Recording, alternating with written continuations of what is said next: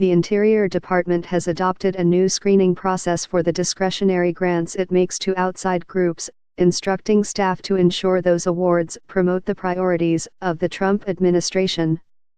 The December 28 directive, obtained by the Washington Post, represents the latest attempt by Trump political appointees to put their mark on government spending.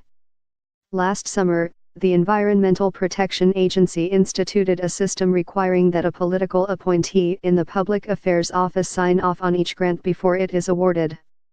Scott J. Cameron, Interior's Principal Deputy Assistant Secretary for Policy, Management, and Budget, instructed other assistant secretaries and bureau and office heads to submit most grants and cooperative agreements for approval by one of his aides.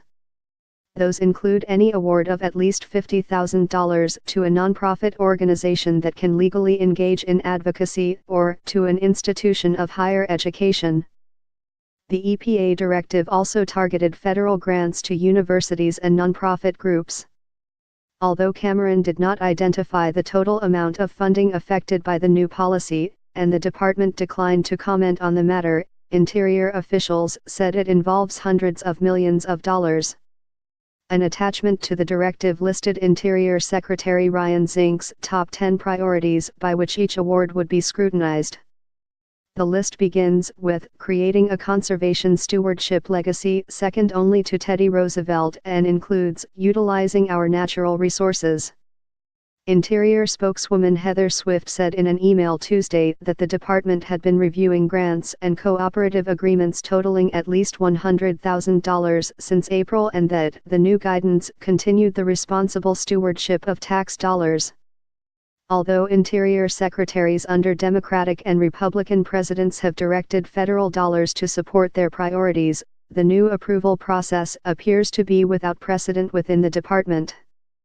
David J. Hayes, who served as Interior's deputy secretary under Bill Clinton and Barack Obama, said in an email Monday that laws passed by Congress govern these programs.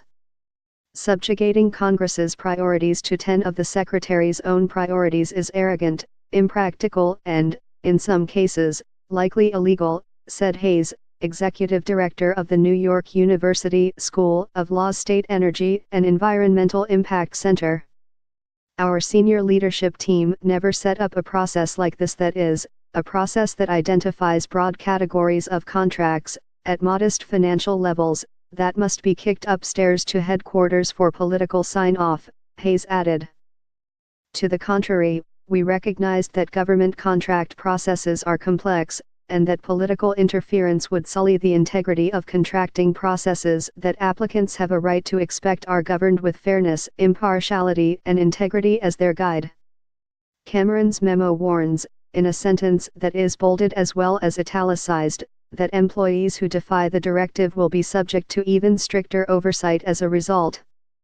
Instances circumventing the secretarial priorities or the review process will cause greater scrutiny and will result in slowing down the approval process for all awards, it states.